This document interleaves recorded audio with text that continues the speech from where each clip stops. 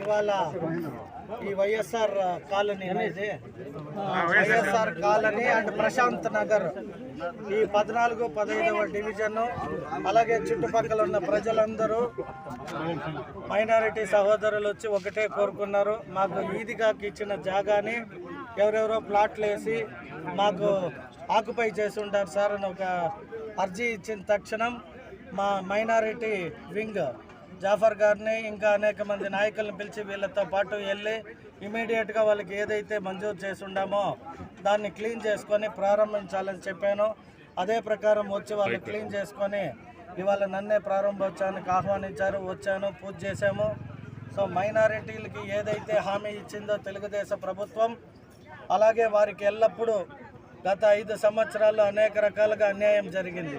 వాటన్నిటినీ కూడా ఇప్పుడు మా ప్రభుత్వంలో ఎటువంటి అన్యాయం జరగకుండా మైనారిటీలకు ఏవైతే హామీలు ఇచ్చామో వాటన్నిటినీ కూడా అమలుపరిచే బాధ్యత మా ప్రభుత్వం పైన, నా పైన కూడా ఉంది. కాబట్టి వారు అడిగిన ప్రకారం ఇక్కడ ఇవాళ వచ్చి పూజ చేయడం జరిగింది.